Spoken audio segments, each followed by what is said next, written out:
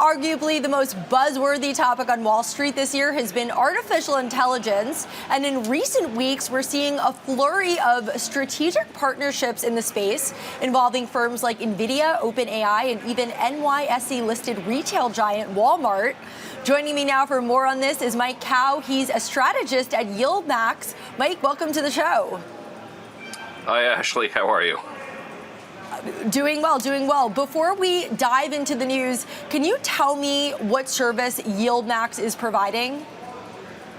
Sure. So YieldMax runs a family of actively managed ETFs. There are some thematic, there are some diversified ones, and there's some single stock covered call ETFs. The ETFs that we're running largely use option strategies to, provide yield or distributions to the investors. All right, and Mike, you heard my intro. You've called this an AI feedback loop.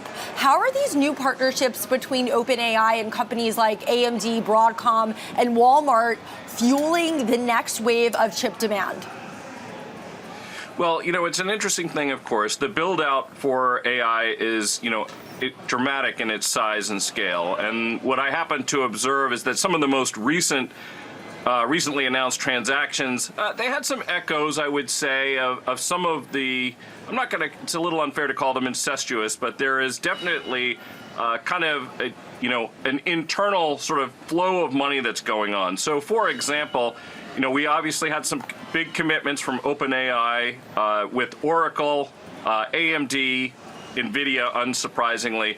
But what's curious here is that in the course of all of this, you have, $100 billion 1 gig and then 6 gig investments at AMD, maybe as much as 10 at Broadcom, is that this flow of money, NVIDIA is making a $100 billion investment into Open. Open is making these big commitments to purchase chips from some of these other companies and also to work with hyperscalers like Oracle.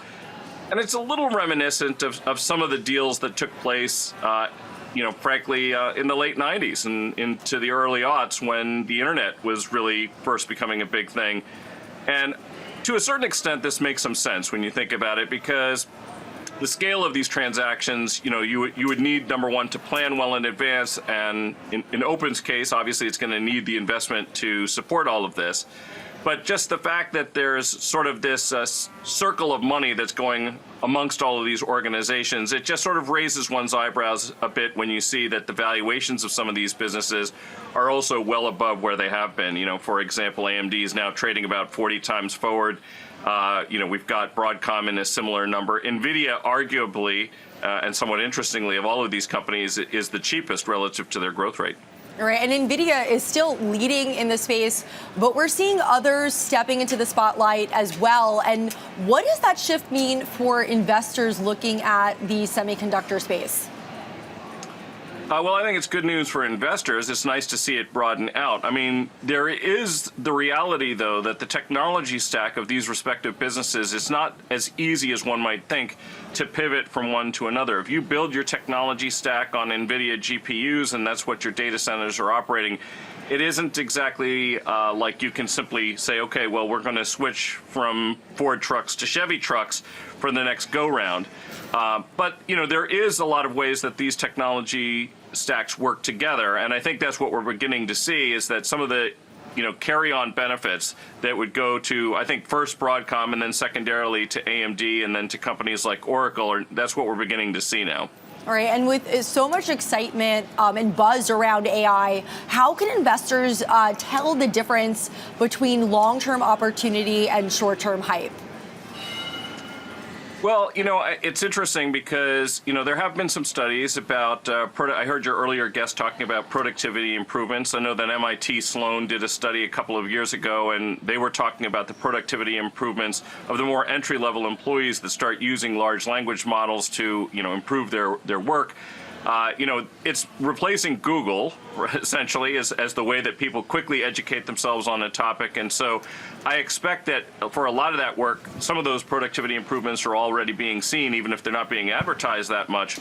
But ultimately, these are really substantial investments when you think about it, and it's really substantial contribution to the publicly traded companies' net incomes overall. If you look at the S&P earnings growth, this is largely where it's coming from. So we're going to need to see that kind of expand to sort of higher level jobs and things like that. And then also we want to make sure that it's not impacting sort of more legacy businesses.